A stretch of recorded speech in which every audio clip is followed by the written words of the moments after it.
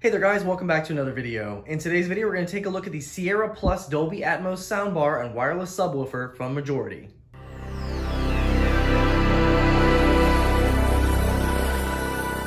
And a big thanks to Majority for sending this out to review. So what we're taking a look at today is the Sierra Plus. This is a Dolby Atmos soundbar and wireless subwoofer. Comes in at a price of $279.95 currently on Amazon. They do sell a lower version of this called the Sierra, and that one runs $189.95. This is a 2.1.2 system, offers 400 watts, has a wireless subwoofer, and as you can see on the front here, we have a couple different things. So you can see we have optical connection included, we have Bluetooth, wireless subwoofer, and HDMI ARC.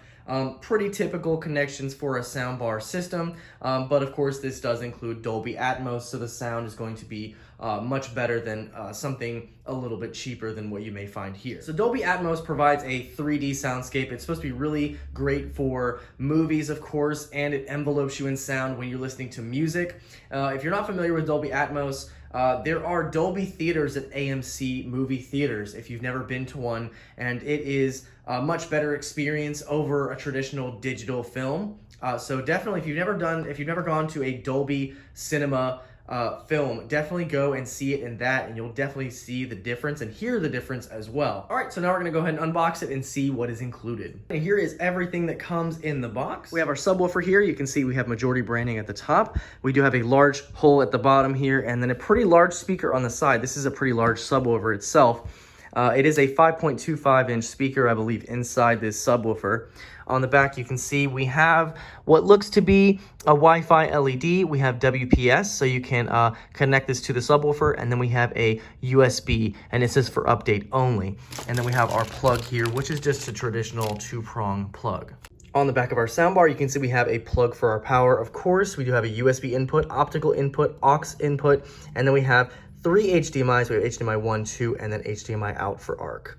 And then for the aux, it is aux to the RCA here. Taking a look at our remote, it is a pretty simple remote. As you can see, we have Majority branding at the bottom. A couple functions on here. So we have power, of course, mute, pair, input, so you can change your source. We have volume up and down, fast forward, rewind, play, pause, and reset in the middle. We do have a couple of equalizers here as well, so for music, news, and movie, 3D sound, and then we have controls for our treble and bass. And on the back, it doesn't actually include batteries, which is kind of surprising, but they are AAA batteries. And something I found pretty funny, my original soundbar I had before and the new Majority soundbar use the same exact remote. As you can see, the only difference is literally the brand.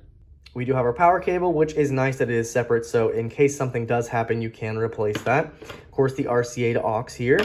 We have a couple of screws and wall anchors if you did want to put this on the wall.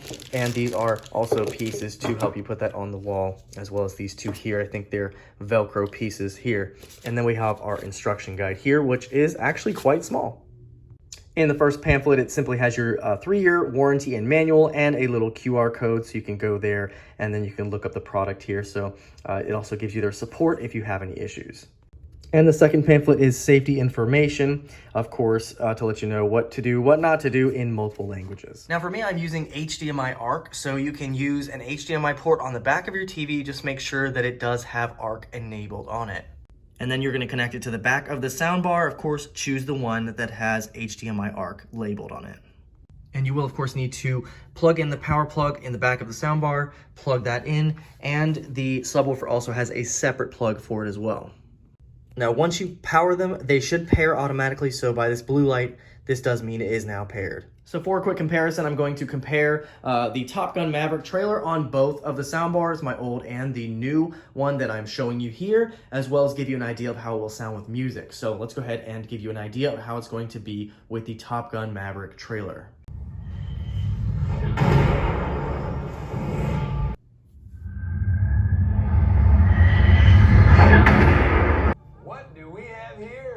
Here I thought we were special. Fellas, this here's Bagman. Hangman. What do we have here? Here I thought we were special. Fellas, this here's Bagman. Hangman. We're off.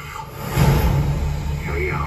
In 3, 2, 1. And we're off. Here we go. In 3, 2, 1.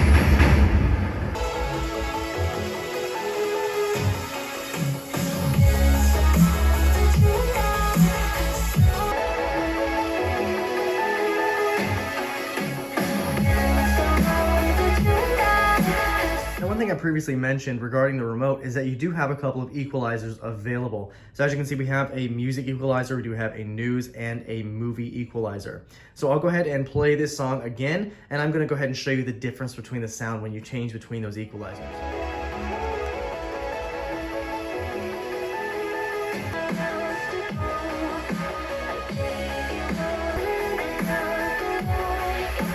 All right, so I just want to give you some quick last-minute thoughts on the Sierra Plus for Majority with Dolby Atmos.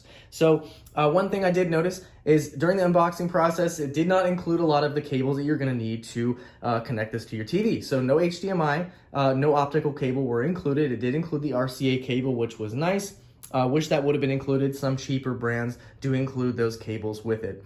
Another thing it did not include was batteries for the remote. Unfortunate, but I'm pretty sure most of us have some batteries laying around, but would have been nice if they would have included that. Now, as far as sound quality is concerned, I definitely noticed a difference between my old and new with the Top Gun Maverick trailer because that was done in Dolby Atmos. It sounded absolutely incredible. So for that, definitely worth it. For traditional music that's not mixed in Dolby Atmos, it was good, but it was no real different from, say, a traditional soundbar.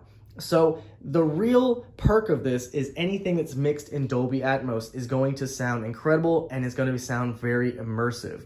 If you're wanting to listen to music with Dolby Atmos, of course, Apple Music is a streaming service that does offer Dolby Atmos mixed sounds. So it's definitely one you can use. And certain apps on Apple TV will have Dolby Atmos included. I know it does have Dolby Vision as well, which does work with my TV. So you may run into some issues trying to find content with Dolby Atmos mixed in it.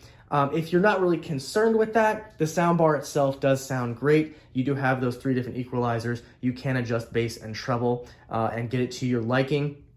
But the perk of this definitely is that Dolby Atmos sound, and it does sound absolutely incredible. So it does seem like a decent price for this. I believe it was $279, as I mentioned earlier, which is not bad for a soundbar system with this Dolby Atmos. However, again, I wish it would have included the cables and batteries for the remote. So definitely one to look at. Again, thanks to Majority for sending this out to review. Definitely a very nice soundbar. If you guys have any questions or comments on this, feel free to leave them down below, and I'll see you guys in the next video.